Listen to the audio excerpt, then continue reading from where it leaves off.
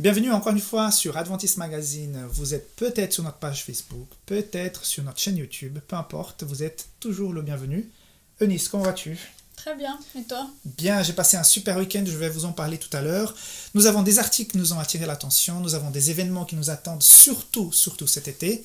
Nous allons directement passer donc aux news.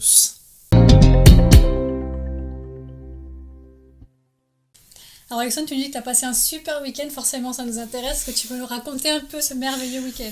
J'ai passé un week-end en amoureux, mais j'étais pas seul. C'est original, ta femme a dû apprécier. Oui, elle a forcément apprécié parce que nous étions dans un rencontre pour les couples. Nous étions 46 couples, donc presque une centaine de personnes avec l'équipe qui organisait. Nous étions auprès de Morteau, avant Morteau, entre Villers-le-Lac et Morteau en France, dans le Doubs. Parce que les églises latinos de la DSV, qui est la Fédération Suisse Alémanique, et la FSRT, la Fédération pour le Tessin et la Suisse romande, nous étions ensemble pour pouvoir partager un week-end avec un invité qui est venu de l'Amérique du Sud. C'est le responsable de la famille de toute la division sud-américaine. Et quel week-end fantastique! Plein de bonnes choses. Plein de bonnes choses. Donc, j'ai appris énormément de choses, même si je suis pasteur, si j'ai déjà aidé beaucoup de couples. On apprend toujours. Et puis, avec un pasteur qui a autant d'expérience comme l'invité qu'on a eu, c'était vraiment très touchant. Je te dis seulement 2-3 choses qui m'ont vraiment marqué. Il y avait beaucoup de femmes et des hommes qui étaient mariés à de non-adventistes et qui ont pour la première fois, vu que c'était un week-end pour les couples, pu inviter leur conjoint à une activité de l'église. C'était fantastique. Il y avait presque une quinzaine. Et puis je me souviens à un moment de témoignage, une sœur qui se lève et puis très émue parce que le pasteur nous a introduit dans la prière du couple. Comment prier en couple ? Il nous a proposé une certaine façon de le faire. Et c'est vrai que c'était très touchant, même pour moi. J'étais ému de prier avec ma femme d'une façon assez différente et nouvelle. Mais cette sœur s'est levée, il a dit que depuis, je ne me souviens pas combien de temps, mais depuis X années, elle était mariée. Pour la première fois, elle a pu prier avec son mari. Moi, j'étais touché au plus profond de mon cœur. C'était vraiment exceptionnel. Il y a une soirée où nous avons renouvelé nos vœux de mariage, mais c'était dans un cadre tout à fait particulier parce que, en fait, ils ont organisé comme si c'était un mariage juif, et en expliquant donc la cérémonie en soi, pourquoi le fiancé était comme ça. Donc, j'avais moi une kippa sur la tête, par exemple. Faut voir les photos. Non, c'était génial. Et puis, il y a un moment où la femme doit tourner 7 fois autour du mari, comme les 7 fois où le peuple d'Israël a tourné autour de Jéricho. Donc, voilà, c'était assez particulier. Ça va l'air sympa. Non, très très bien. D'ailleurs, c'était déjà la 3e année. L'année dernière, ils étaient une vingtaine de couples. Cette année, c'était presque 50. Et le défi pour l'année prochaine, c'est qu'il y ait au moins une centaine de couples pour le week-end 2019. Bon défi. Et puis le défi, c'est que chaque couple qui est venu cette année puisse aider, inciter, voire parrainer un nouveau couple pour l'année suivante. Tu me parraines l'année prochaine. Je ne sais pas, mais en tout cas, je t'invite. Si vous êtes un peu déçus de ne pas participer à ce week-end, parce que vous voyez que ça avait l'air vraiment sympa, pas de problème, il y a une session de rattrapage. Le pasteur Alassi Barbosa est encore en Suisse pour des conférences pour les couples à Genève. Donc n'hésitez pas, c'est jusqu'à dimanche. Toutes les infos sur adventist.ch. Voici maintenant les événements.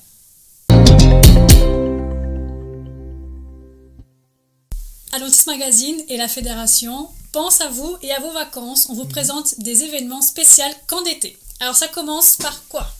Alors, nous avons déjà parlé la semaine dernière, il y a ce camp au Kirghizistan. Oui. Donc, on a déjà expliqué, vous avez la fiche qui est sur le site adventistmagazine.ch.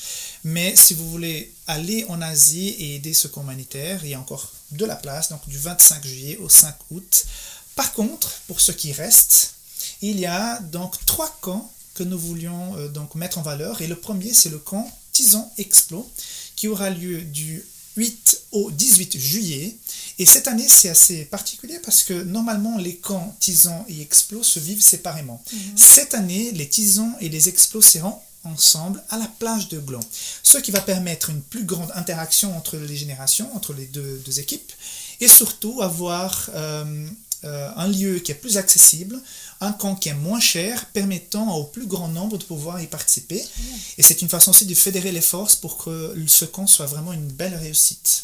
Au programme, bivouac, randonnée, sport nautique, sport de manière générale, des sorties, des visites culturelles, bref, plein de choses pour vos enfants. N'hésitez pas à les inscrire. Jusqu'au 30 mai, vous avez un tarif préférentiel. Tout est sur le site adventiste.ch ou directement sur le site jeunesse.adventiste.ch. Et le camp qui suit tout de suite après, c'est le camp compagnon, justement. Et il a un titre un peu différent cette année, c'est le camp 111. Pourquoi 111 ? Justement, pourquoi 111 ? Tu crois que tu vas me poser une colle ? Ouais, non, je sais. C'est parce que cette année, nous fêtons les 111 ans de la jeunesse adventiste en Suisse. Donc, on fait une fête pour célébrer cela. D'accord, donc il va avoir lieu tout de suite après le camp Tison Explo. C'est quoi déjà les dates ? Du 20 au 25 juillet. Et apparemment, il y a une spécialité pour ceux qui seraient avant pour aider dans le camp Tison Explo. Alors, il y a une formule spéciale animateur. Si vous vous disponibilisez pour être animateur pour le camp Explo Tison, vous pouvez participer gratuitement au camp 111 destiné aux compagnons jeunes adultes. Quand même sympa. Et en plus, vous serez sûrement prioritaire pour être animateur pour le camporé de l'année prochaine. Ah, d'accord, parce que l'année prochaine, il y a déjà un camporé. Hein ? Tout à fait. Il y a une dernière activité cet été que je crois tu affectionnes particulièrement. Oui, tout à fait. Elle est au plus profond de mon cœur, c'est Mission Caleb. C'est la 7e année consécutive et cette année, on revient sur Genève. Mais différemment de la dernière fois, nous ne serons pas basés seulement sur la ville de Genève, nous serons basés sur le canton de Genève. En plus, cette année, nous allons faire bien sûr des activités en français, mais aussi en portugais et en espagnol. Ce qui fait que à certaines soirées, nous aurons presque une dizaine d'activités en simultané, en plusieurs sites différents sur le canton de Genève. C'est vraiment un gros défi pour 2018. Par contre, j'ai une joie qui est celle d'annoncer que depuis la semaine dernière, il y a une vingtaine d'inscriptions qui sont déjà tombées. Mais il y a encore de la place. Donc, il faut se bousculer pour pouvoir trouver sa place pour cette prochaine saison. Alors, si tu es motivé, que tu es libre du 20 juillet au 5 août, tu peux t'inscrire pour Mission Caleb. Comment faire ? Envoyer une lettre de motivation et une lettre de recommandation de ton pasteur à direction@missioncaleb.ch. Comme il y a beaucoup de demandes pour participer, forcément il faut faire un choix. Donc il faut attendre la réponse de l'équipe qui organise avant d'acheter ton billet de train ou tout ce qu'il faudra pour pouvoir mettre en place pour participer au camp. Attendre la réponse de l'équipe. Donc vous avez compris, vous pouvez aller en Asie, au Kirghizistan. Vous pouvez aller dans le camp Tison Explo. Il y a le camp Compagnon et il y a Mission Caleb. Voici l'été qui s'annonce déjà avec l'arrivée du printemps. Mais passons à autre chose, passons au focus. Il y a eu quelque chose d'exceptionnel qui s'est passé en Haïti tout récemment. Je pense que tu as vu les photos. Tout à fait. C'est impressionnant de voir toutes ces personnes qui rentrent dans... C'est même pas un baptistère, c'est carrément une piscine. Donc 20 000 baptêmes en Haïti. À plusieurs endroits différents, il y a eu des dizaines et des dizaines de campagnes d'évangélisation. C'est un travail qui a été planifié l'année dernière, qui a eu lieu cette année, depuis le mois de janvier à plusieurs endroits. Et puis ça a culminé avec une grande cérémonie de baptême qui a été, particularité, transmise sur la télévision, la chaîne publique du pays. Donc tout le pays a pu regarder une cérémonie de baptême adventiste. Connaissez-vous vos dons spirituels et surtout savez-vous reconnaître ceux des autres ?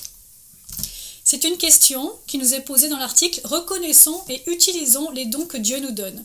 C'est un article en forme de témoignage en fait d'un pasteur qui nous raconte qu'on l'a souvent dit « il faut que tu sois pasteur depuis tout petit ».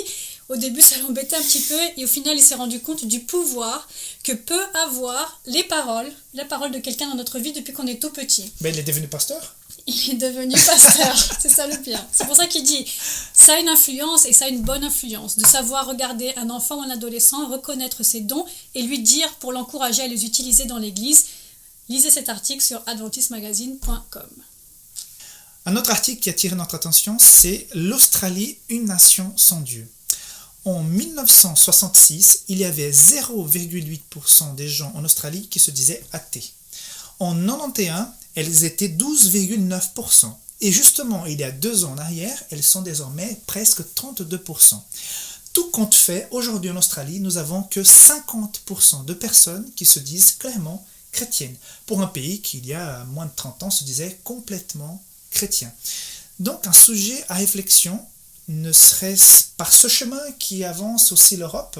C'est assez inquiétant. Par contre, il y a une phrase dans cet article que je vous invite à lire qui dit « L'impopularité de l'Église pourrait-elle être due à l'attente raisonnable des gens qui attendent qu'elle ressemble davantage à Jésus ?» Est-ce que la faute de cet abaissement de la foi n'est pas justement dans l'Église? L'Église, c'est qui? L'Église, c'est nous. Est-ce que nous devions revoir notre copie par rapport à notre engagement avec le Seigneur et notre témoignage? Voilà autant d'articles qui sont des sujets de réflexion pour nous-mêmes et pour les gens autour de nous. Donc n'hésitez pas à les consulter sur adventistmagazine.com et à les diffuser autour de vous via Facebook ou par mail. Merci beaucoup de votre fidélité. Vous êtes de plus en plus nombreux. On se voit donc la semaine prochaine avec encore un Talk News.